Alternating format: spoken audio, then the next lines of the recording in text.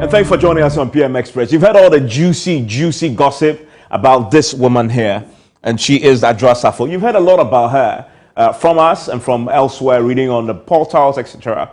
But there is a bigger question that the controversy surrounding her brings up that we are going to be talking about here on PM Express, because it's not only about why she's been out of Parliament, the gossip around private jets bringing her down, being paid money, making demands of the government and the president, asking for Alex Anyafenyo-Markin's job, and he was on this show, by the way. We put that question to him. All that gossip is really fascinating. It's really sensational. But when you strip all that off, there's a bigger conversation there that goes way beyond Adwoa Safo. It's about this conversation around absenteeism in Parliament. We vote for the MPs to go in there to represent us. So what happens when the member of Parliament, be it Adwoa Safo or whoever, decides simply not to go to work to do the job we put there to do? What do we do then? The Constitution says we should do a few things, but Parliament has shown that they are unable, or they simply don't want to do so. And so let's have that conversation, because it's really about democracy. Why are we having this conversation? Yes, Adwoa Safo is a trigger, but I submit that we're having this conversation right now, the bigger conversation about MPs absenteeism now, because of the hanged Parliament we have. MPs can no longer hide and stay at home and do whatever they want and not go to Parliament. In the past, when one party has a overwhelming majority of the numbers, 2, 3, 5 MPs can stay home for months and nobody will notice. Now, you stay at home for a day and your party may lose a crucial vote. And so we are noticing those absentee MPs. But this problem has been there for so long. Let's confront it. That's why we're having this conversation. Of course, we know Adwoa Safo. Of course, the conspiracy around her, that she's been out of the house for so long. The Speaker confirmed it, not me. The Speaker was emphatic that he's not giving Adwoa Safo any leave of absence, a permission to be absent from the House. He did not only say that, he went ahead to confirm that Adwoa Safo, according to the votes and proceedings, has been absent from the House for more than the constitutionally permitted 15 sittings.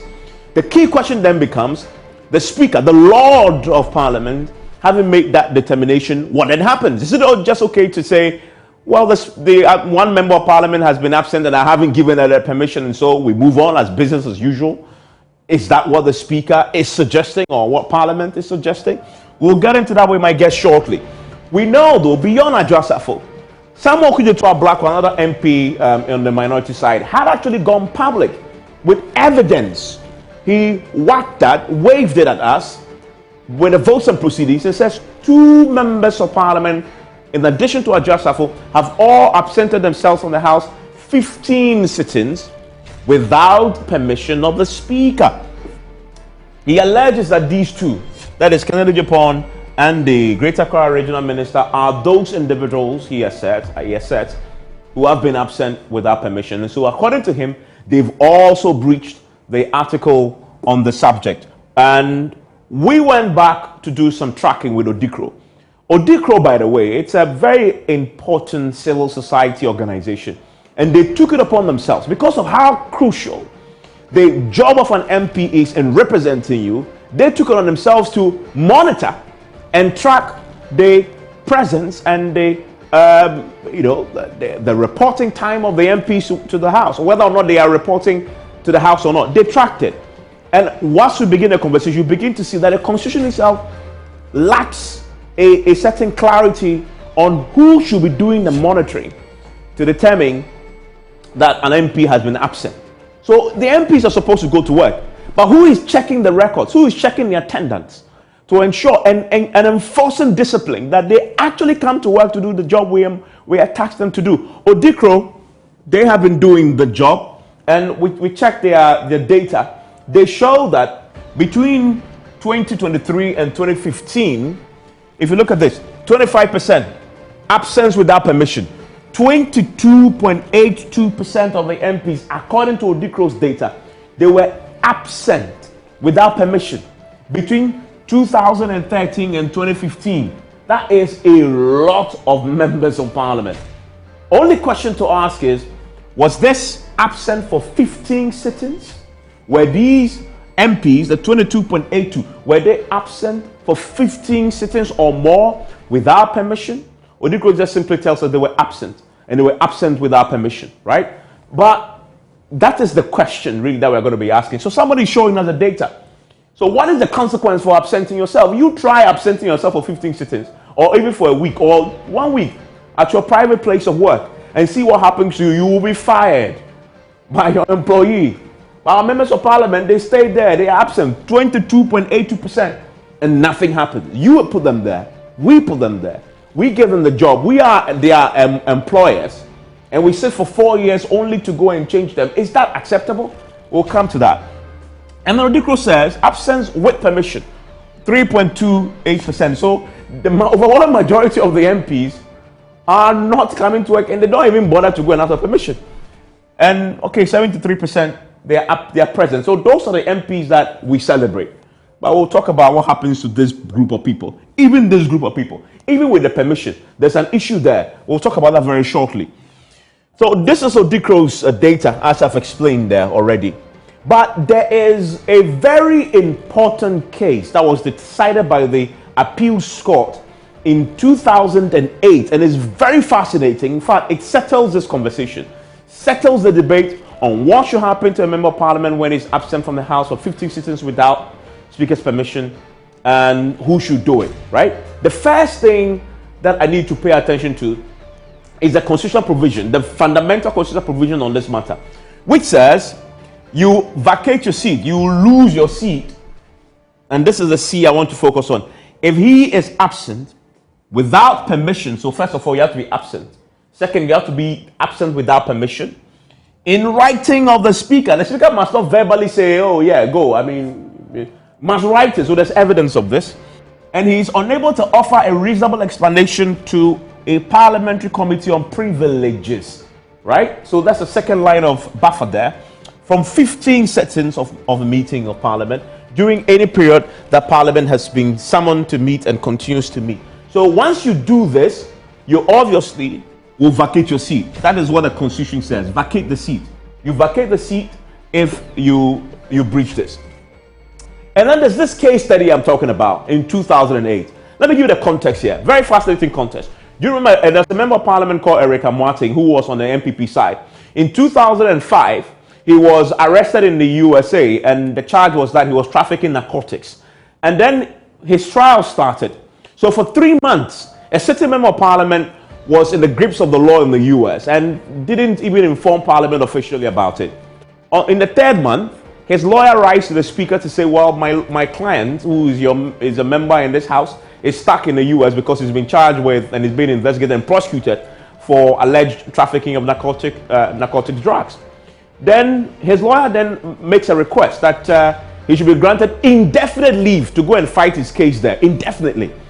Parliament sits on it, sends it to the Privileges Committee. Privileges Committee returns a recommendation to the plenary and said, in essence, that Parliament recommends that Parliament should grant him the indefinite leave. It was debated, and the House then decided that Erika Moating should be granted indefinite leave. And so then he's granted indefinite leave, and he's gone.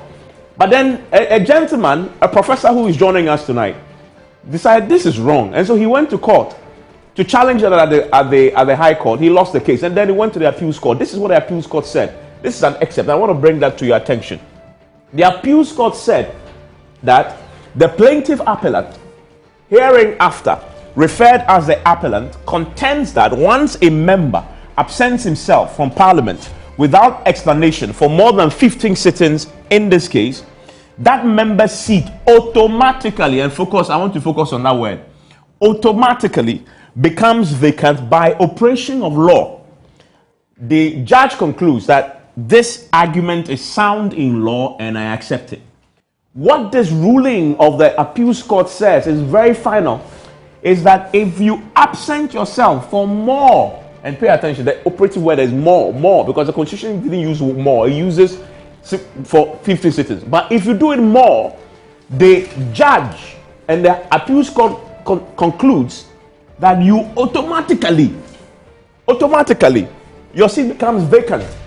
And it goes on to say it is the clerk that must now inform that this has happened automatically. So what this means is that Adwoa Safo and the others, if they determine that, and as the speaker has done, that they've been absent for more than 15 sittings, this judgment of the appeals court says they automatically vacate their seat, because the judge says he finds this argument sound and they accept it.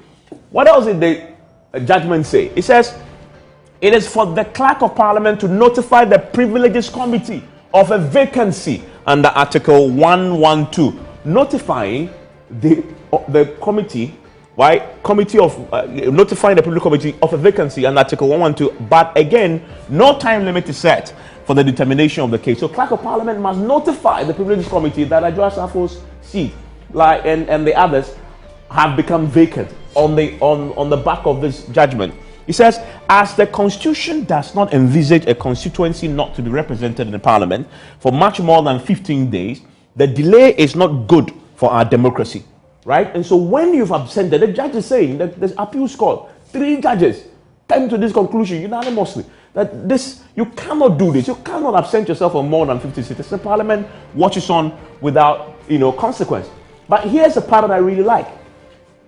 In interpreting the Constitution, it says Article 97(1)(c), which I just talked about, of the Constitution, and standing order 50 of Parliament, sets down 15 days as a maximum period. 15 days maximum, right? Which a member can be absent without the Speaker's permission or explanation to the Parliamentary Committee on Privileges. It says, if it follows, therefore, that neither the Speaker nor the Committee on Privileges can grant the member more than 15 days absence or indefinite absence. In other words, even if Adwoa Safo had applied for more than 15 days, the judgment says the Speaker has no authority to grant him more, because the Constitution says 15 days, no more than that, right? Very fascinating indeed. Again, finally, I have already found that the maximum period the Speaker could allow a member of Parliament to absent himself is 15 days. And then he concludes, it is unacceptable for Parliament to grant leave of absence longer than envisaged under the article of the Constitution and the standing orders of Parliament. I find that it was unlawful for Parliament to grant honourable member of Parliament indefinite leave of absence. Very, very, very powerful. So if it's really the case, as the Speaker has already determined last week in the chair, that Adwoa Safo has been absent for more than 15 days according to votes and proceedings, according to this judgment, Adwoa Safo's seat is already vacant.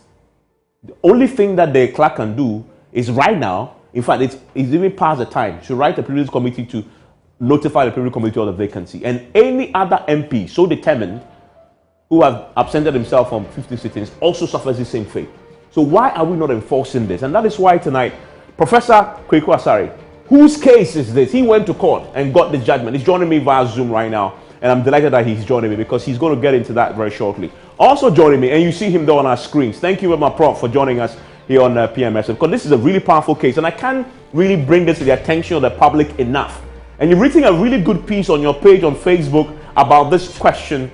And the Speaker, I was at an event just a few minutes ago, and he'll be speaking about this. He certainly is going to take this up on the floor. I'm really curious whether this case will feed into what he's thinking. In fact, this first Deputy Speaker of Parliament, who I spoke to yesterday, actually listened to us on Friday, because you were on my show, and said that was really fascinating for him. He's studying a bit more, because he's supposed to join us tonight, but he said he's not read enough on your case. I've sent it to him and others. And so there's a lot of conversation in leadership happening on the back of your case. I'll get your thoughts on that shortly. Also joining me is Roxin Dafiamek, a lawyer in the House. I wonder if he's absented himself for 15 sittings before or close to that, but his thoughts are important. And then the former chair of the Constitutional Legal Affairs Committee in Parliament, a good friend of mine, Yusuf Husseini, is also my guest tonight. Let's try and drill down this matter when we return from this break. Stay with me.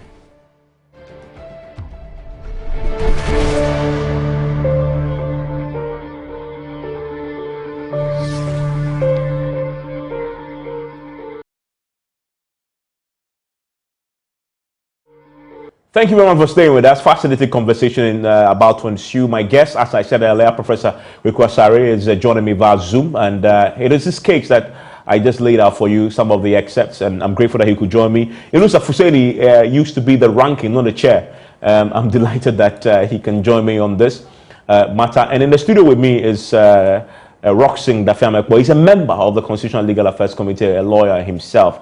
Let me start with you, Prof. Prof, last week when I spoke to you on this case, on this determined case in 2008, you were clear that if the Clerk of Parliament this week doesn't do what the judgment prescribes, that's in the Informed Privileges Committee of the vacancy, he will be in contempt of court.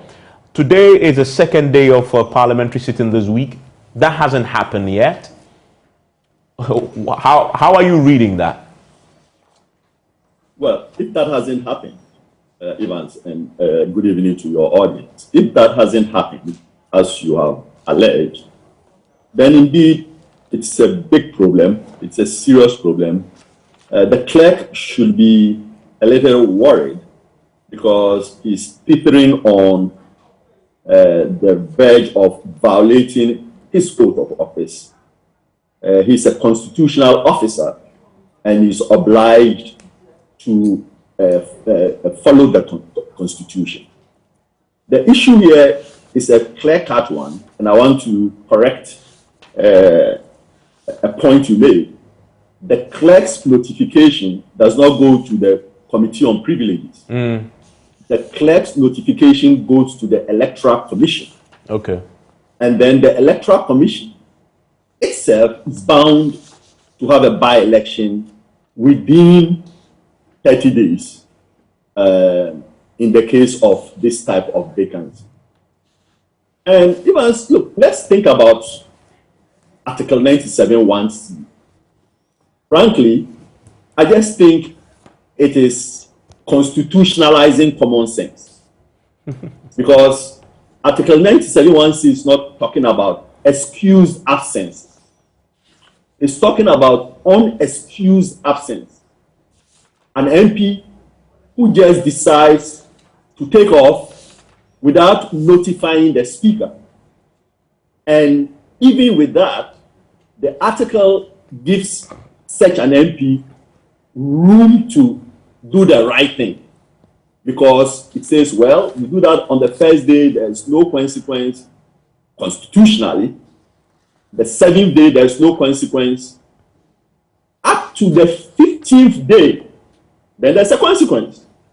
Because on that date, we are going to give you the last chance, and that last chance is you must give the Committee on Privileges a reasonable explanation for your unexcused absence. If you allow that 15th day to pass, then the Constitution assumes that you have vacated your office. It's very similar to what will happen to you, Evans, if you decide without notifying your bosses at DOI or multimedia not to show up for a certain number of days. Well, I can assure you that your job will not be waiting for you whenever you show up, whatever your explanation is. Because the conformance that is needed is very de minimis. You just go to the Speaker or write to the Speaker and say to the Speaker, I'm going to be doing X, Y, and Z, and so please permit me to be absent for 3 days or 5 days and so on. Why can't such a simple rule be followed? Second, let us be clear that we understand what these 15 sittings refer to.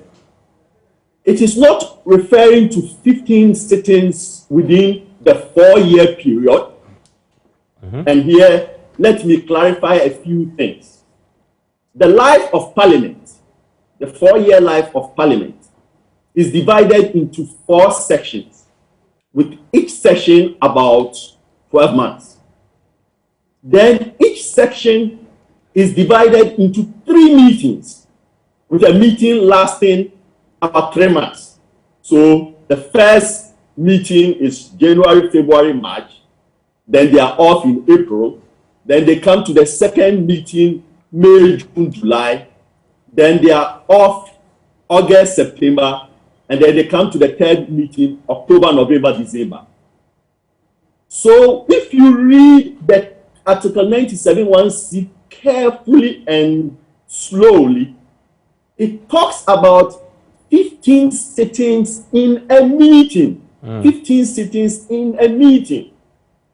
So it is saying that if you take a section of Parliament, which is 1 year, 12 months, Parliament has about 128 sittings. And if you divide that by 3, it comes to about 40 sittings in a meeting. So what we are talking about here is the Constitution does not allow you in a 40-day meeting period to absent yourself for 15 or more days. If you reach the 15th day, then you may be saved by a reasonable explanation. If you allow that 15th day to pass without presenting that explanation, the Constitution itself comes in and it says, look, I'm not going to allow Parliament to make that decision. I'm going to intervene on behalf of your constituents and say to your constituents, you deserve a member of Parliament to be representing you, and so have a by-election and send somebody else in there who can represent you. So that's the effect of that appeals court judgment, right? That's in essence what it says. What they affirm. That's what they appeal. Yes, that's what the appeal court is saying. And frankly, that's what the Constitution, Article 97(1)(c), an ordinary or a purposive reading of it will tell you that, look, the Constitution obviously frowns on any unexcused absence. There's no reason for you to be absent without permission. It frowns on that. But it gives you some leeway. And it says, okay, you have 15 days to make things right by either seeking permission of the Speaker, or if you can't do that, then on the 15th day, you better have a good reason, and that good reason is not going to be determined by you, it's going to be determined by the Committee on Privileges. However, if you allow the 15th day to elapse, then you are absent almost more than a third of the 40-day meeting period. And in that case, the Constitution automatically vacates your seat, and then it is up to the clerk to notify the Electoral Commission that, hey, we cannot find this MP because nobody knows where you are. And the MP's constituency requires representation. Yeah. Therefore, hold election by election. Very, very interesting. And on that point, we know that Okito Toblako had raised the issue about 2 other MPs, but we can't verify that. And so, but the Speaker verified this in the chamber last week about Adwoa Safo, that votes and proceedings confirm she's been away for more than 15 sittings. And that's where you say applying the appeals court interpretation of the law should only lead to one conclusion, that the clerk should already by now, even the clerk didn't know, now having heard the Speaker, should have already notified the EC. Yeah, absolutely. Assuming the facts are right, it has to be 15 sittings in a meeting, and those absences are not cumulative. So, for instance, if you are absent without permission for 10 days in the first meeting and absent without permission for 8 days in the second meeting, you don't add them up and say you've been absent for 18 days. No, it doesn't work that way. Okay. It is not cumulative. It only applies per meeting. It's a meeting-specific rule. In any given meeting, if you are absent for 15 or more days, your seat is vacated. Okay. If you are absent for 15 days, there's some chance that the Privileges Committee will bail you out. And save you. And if you are absent without permission for any number of days, the Speaker and the Parliament itself can take a dim view of that, because it's unthinkable to me that somebody can just decide, well, today I'm not going to go to Parliament and I'm not going to. Yeah, and then tell everybody that I'm going to Parliament. Prof, stay with me. Let me bring in Roxanne. Roxanne, what do you make of that? I disagree with Prof. to the extent that he thinks that the provisions under 97(1)(c) operates with automaticity. No. If you read that provision carefully. But the appeals court No, hold on. I disagree with the court. I have the right to disagree with the court. Okay. There ought to be a petition. There ought to be a complainant. Somebody must be complaining pursuant to 97(1)(c). That I have evidence that the MP for X constituency has been absent for more than 15 sitting days. And so I want ABCD actions to be taken. According to the Constitution or the standing order? No, pursuant to the Constitution. Okay. Because he will be wielding the votes and proceedings. And then he will say that for 15 sitting days, X has been marked absent. The honorable member for X constituency has been absent for more than 15 sitting days. Not 15 days, but 15 sitting days. So it's a motion that he has to move. And so he will move the House. And so when the Speaker agrees and a decision is made, the matter will be referred to the Privileges Committee. It is there that evidence from the Speaker's Secretariat will become material.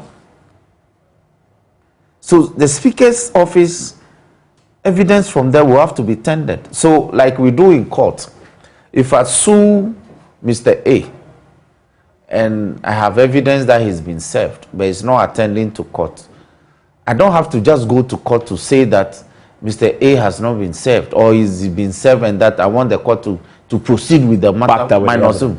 I have to conduct what we call a search. So any diligent MP who want to proceed under 97(1)(c) against his brother or sister must have done the due diligence by conducting a search at the Secretariat of the Speaker. That, can you confirm? Or I want a search to be conducted at the Secretariat whether the honorable member for S constituency has sought permission. So you must have the evidence on the votes and proceedings to back your. Thank you. So the Speaker will write back to say yes, pursuant to your letter, the honorable member for S constituency has not sought permission from my office. Or he has. If he has, that ends the matter. Yeah. But you may be proceeding because you think that the Speaker has no power to grant leave beyond 15 sitting days. Yeah. That's another matter we'll interrogate. In fact, I'll come to that because yes. But now, because that's what the court says. Yeah. But now you want to see whether the member having been absent from Parliament for more than 15 sitting days, whether he has sought permission from the Speaker to do so primarily. So when you have gathered all this evidence, then you can now pray plenary to refer the matter to privileges for the member to be invited. There's a second leg to that provision. The member must now go before the privileges and show that he had the reasonable. Thank you. Is his explanation reasonable? Thank you. So it is the committee that will determine whether or not his explanation is reasonable. If the committee makes the determination that that explanation is not reasonable, then the full terms of Article 97(1)(c) as in vacating your seat will take to flight. Will be in full force. Then the Privileges Committee will revert to plenary with recommendations, because you know that Parliament decides through plenary with recommendations from its committees. So it is not automatic like Prof suggests. But here's a difference though in what Prof is saying and what the appeals court is saying, what you are saying. The constitutional provision you just quoted, Article 97(1)(c), didn't say more than. The automaticity comes in when more than is introduced. No, let me. Hold on. 15 sittings. Apart from the court is saying when it's more. Hold on. automatically vacate. No, the court of appeal could have engaged in an interpretation that would have resulted in error of law. That is why, upon appeal to the Supreme Court, one of the grounds would be that the court engaged in itself in an error of law in terms of. But what's the error there? Because it's clear. Let me say more. Hold on. If you read 97 as a provision, apart from 97(1)(a), it says that upon a dissolution of Parliament, or all the other provisions that follow were conditional. If he is elected as a Speaker of Parliament, or C, if he's absent without the permission in writing, not simply permission, it has to be in writing of the Speaker, and then there's a second leg, and he is unable to offer a reasonable explanation to whom? The Parliamentary Committee on Privileges. From 15 sittings of Parliament during any period that Parliament has summoned to meet and continues to meet, or D, if he's expelled from Parliament. So all the other provisions, all the way from B to H, is if, conditional if. Apart from 91, yeah, and the point is? The point is that all of them are conditional. A lot of conditions will have to be met. Yeah, but so reading on this particular one, yes, the conditions are clear. That absent in writing, one condition. No. Absent without permission. Thank you. Absent without permission, one condition. Yes. And then absent without permission, with explicit writing of the Speaker. No, absent without formal writing. Writing. That's one condition. Yes. Second, without reasonable explanation. Thank you. And so that's committee. The second leg that will kick in. So yes. It is not automatic. No, I get it. So you have to satisfy the first part. Thank you. Which is what you talked about. No, so that one, there has to be a complainer. I get it. I think you've explained that. Yeah, if you don't get a complainer, the disagreement is not there. Yes. The disagreement is in your assertion that automaticity is not implied there. No. But my point, because there's a procedure there. No, I get it. But my point is that the reason why there's vacancy, the constitution, is 15 days, 15 sittings, and absent without permission is the other one. You see, let me say this. If the framers were minded to have said that once you breach the 15-day attendance rule, you were a goner, they would have said so expressly. But that's not what the court said. The court said when you are that is why sitting humbly here, I said I disagree with the court. Hold on, let me bring you other colleague. Yeah, let me bring you other colleague. Okay. Just so that we can expand this conversation. Now narrow it down to the specific cases in on hand. Unlawful Hussein, you've been the chair ranking of the Constitutional Legal Affairs Committee. Well, where do you stand on this question? So, Evans, you are not wrong in describing me as the chair. I was the chair of the committee in 2009 up to 2000. Okay. And yes, so you are not wrong at all. Fantastic. Except when you attach the period, then you can. I mean, in the last parliament, I was the ranking. Okay. But once upon a time, I was the chair. First of all, let me state that. Let me state clearly that I agree to a very large extent with the submissions of Professor Kweku Asa, to the extent that provision, Article 97(1)(c), is calling on members of Parliament to take their work more seriously and demanding that representation should be the core function before legislation, actually. And that because there's nowhere in the Constitution who states that if a member of Parliament is not present during the process of lawmaking, that member of Parliament will lose the seat. Mm-hmm. But if the member of Parliament is not in Parliament for 15 days without the permission of the Speaker and without reasonable explanation from the Privileges Committee, that person loses a seat. So representation is core. Article 97(1)(c) also frowns on impunity. I mean, you can't just walk out of Parliament. You have to seek the permission of the Speaker. So it frowns upon impunity. Article 97(1)(c) does not relate the reelection of duty. You have a duty to perform, and so you must perform that duty. And so clearly, no one should think, member of parliament, I can vacate my seat with impunity. And so, to that extent, I agree entirely with Prof. that we need to encourage members of parliament to take their duty. Now, when you look at Article 97(1)(c), which is also captured in the standing orders of parliament, it calls on to take permission from the speaker. And 97(1)(c) has been reduced into a form which is called leave of absence. So you complete the leave of absence form, and then your leadership before you can leave parliament. So yes, there's a form that you have to fill. When the leadership, the leadership of the caucus approves of the speaker, who gives the final approval, and then you can leave parliament, but not more than 15 days.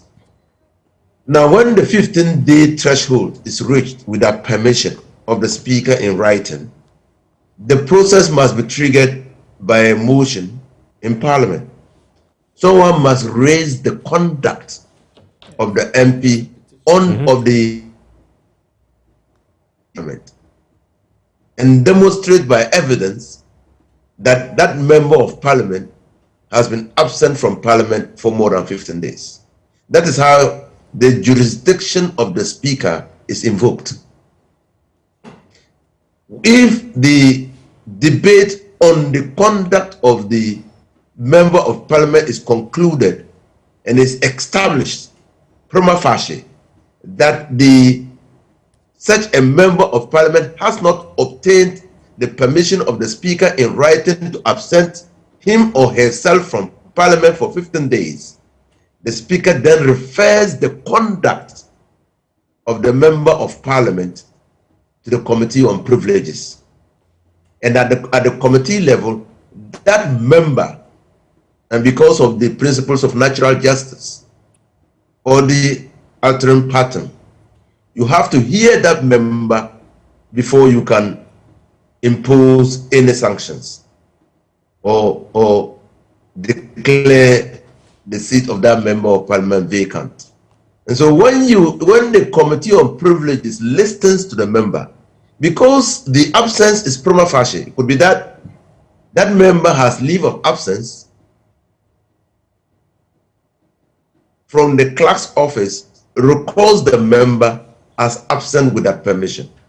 Or when the speaker gave that permission, that form which the member completed did not reach the clerk's office, and so the clerk is continuing to register record the member as absent when in fact and indeed that member left with the permission of the speaker. And that is why you need to appear before the Privileges Committee to be able to adduce evidence to show that either you obtained permission, which permission was not recorded, or your leave without permission was necessitated by circumstances beyond your control.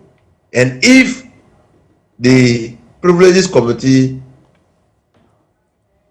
a member reasonable, then that ends the matter.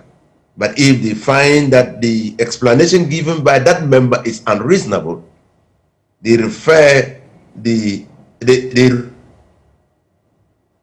speaker declares the member's seat vacant because the explanation was not reasonable. When the declaration is so made in parliament, the clerk to the EC that a member's seat has been declared vacant. Yeah, Mr. Fusini, on that last point, let me bring you in on that point that Professor, I'll come to you. Professor Kwaku Asare makes on the work of the clerk there. He says, on the basis of that appeals court, judgment and interpreting the Article 97.1, that when in the case like Adwoa Safo, when the speaker has already determined that she's been absent for more than 15 sittings, in a case like that, as in the Erika Martin case, once it's more than 15 sittings, she automatically should vacate her seat, and the clerk's duty is only to write to the EC to notify him of the vacancy. And he grounds his position on what the court said in this judgment. I'll quickly read that quickly to you. He says, the plaintiff contends that once a member absents himself from Parliament without explanation for more than 15 sittings in this case, that member's seat automatically becomes vacant by operation of law. This argument is sound in law, and I accept it. What do you say to that? Well, I don't accept that conclusion because it appears to render the second leg of the provision, the second caveat, without reasonable explanation to the Parliamentary Committee on Privileges redundant. But that is important. It's important for various reasons, as I indicated earlier. Assuming that such a member obtained permission, but that permission was not recorded by the clerk's office. So if the Article 97.1c is to be automatic, that might cause some injustice, miscarriage of justice to the affected MP who has absented him or herself from Parliament. Let me throw in a complication. So factually, on Adwoa Safo, last week you listened to the speaker, and he confirmed that according to the vote and proceedings, she's been absent for more than 15 sittings. This is the speaker saying that. In that case, the speaker says he's determined the matter, right? Should the automaticity kick in then? No. Okay. I think when the speaker says so, because of the constitutional provision, and particularly Article 2. So I was expecting that when the speaker says so, he should have proceeded to refer the conduct of Adwoa Safo to the Privileges Committee, because the speaker had made a determination already. If without a motion or without the jurisdiction invoked, he had made a declaration in Parliament. And so the next course of action ought to be a referral of the conduct of Adwoa Safo to the Privileges Committee.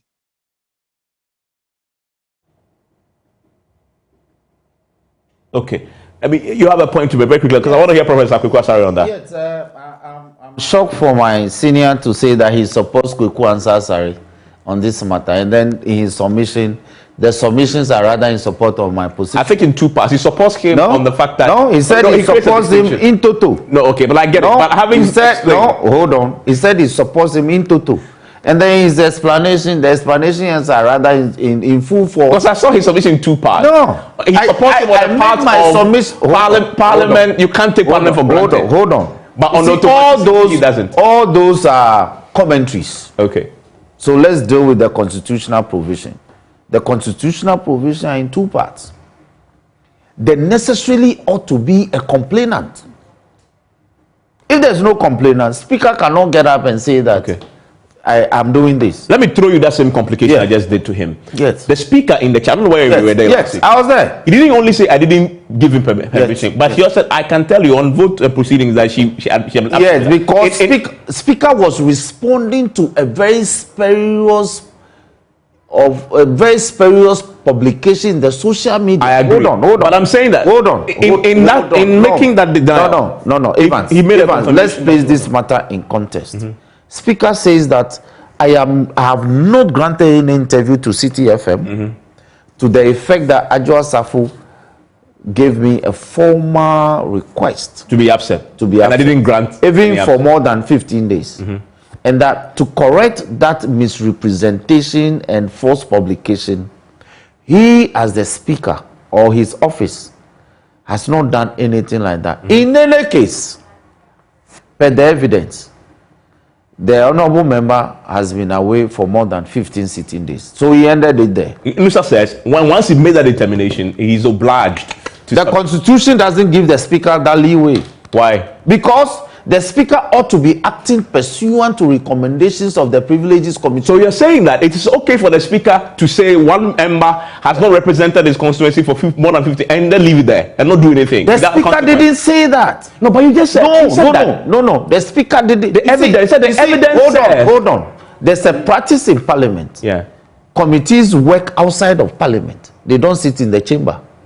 A member can decide to participate in committee sittings and not appear in the chamber. Talking about what the sittings. Hold on. The Speaker said exactly. She's been absent for more. So it's been a banter in Parliament. Members come, they rush to committees, and then when the votes and proceedings are taken, their names are absent. So you are defining sittings as what?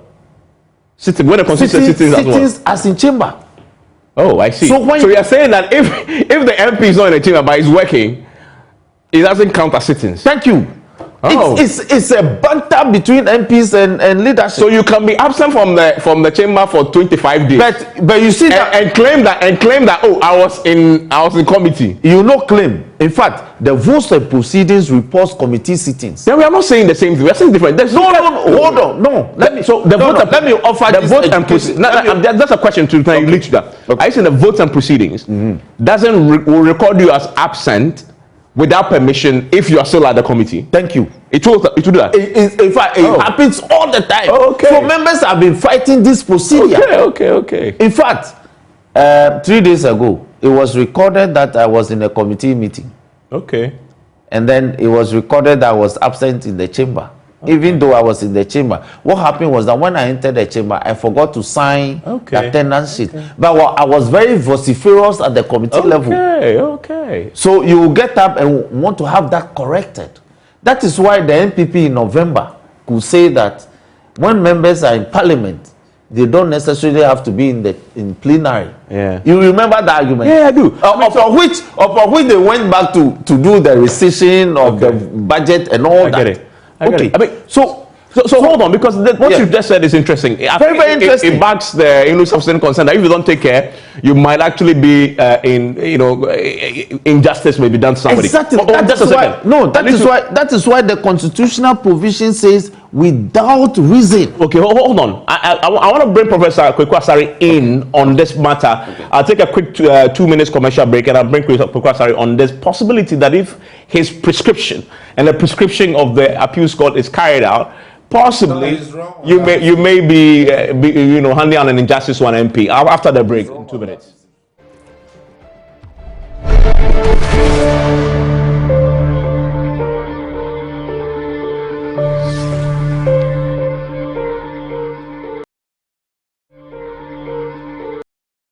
Very interesting indeed, this conversation. So, just a full seat. It's not that automatic as Prof had and the appeals court had put it, as we've had the MP suggest, that if you're using sit-ins and you're defining it, it may not necessarily, it may pose a problem of an injustice. But what does the standing order, how does the standing order define a sitting?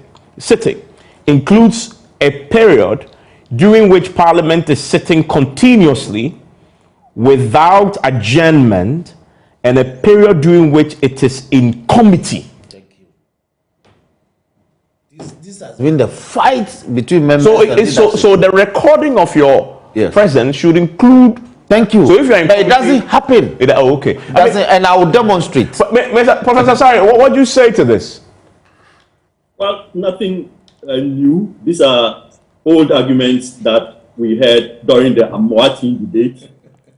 Because you are going to have people in Parliament try to have some flexibility. That is understandable, because they have to put themselves in a situation where basically, what if it is happening to me?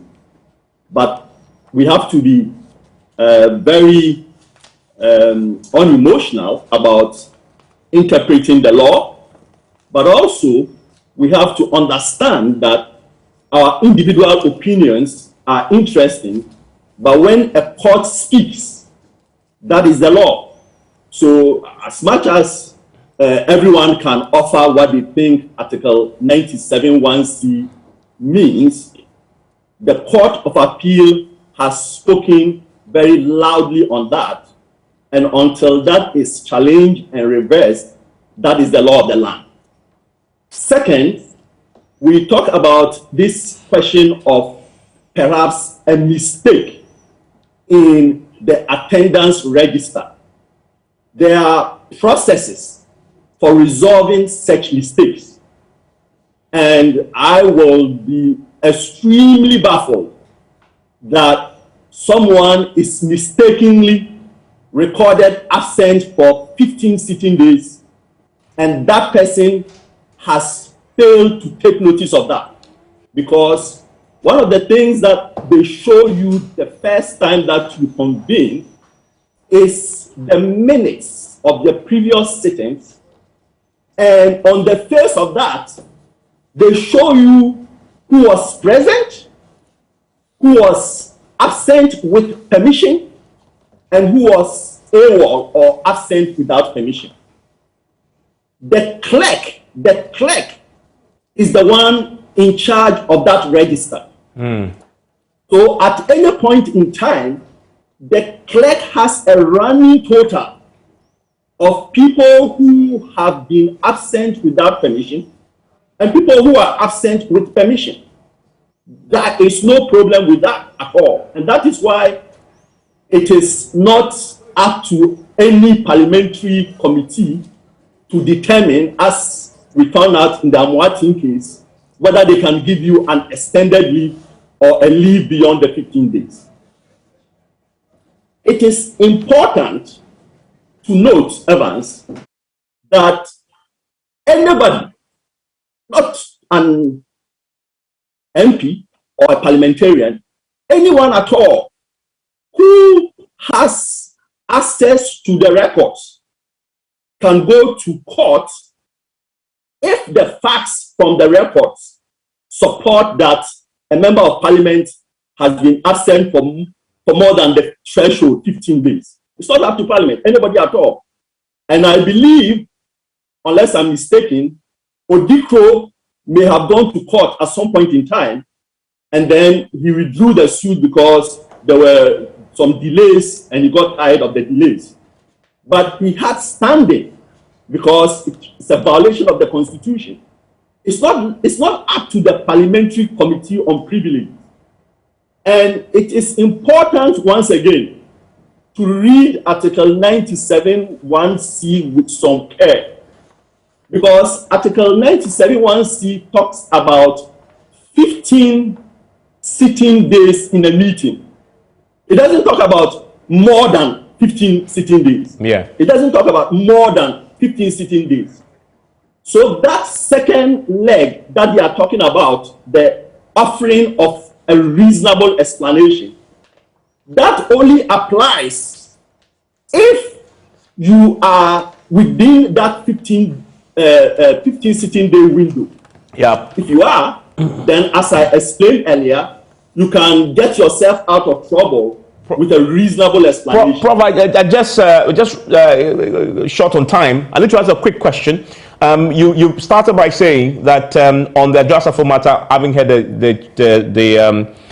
the speaker, the clerk should have already done this notification to the EC, and if they haven't, they may be in contempt if the facts support what the speaker had said. However, if they haven't done so and they may be in contempt, I mean, somebody must notify the court. I mean, is this something that you intend to do, or you want to just leave it at that?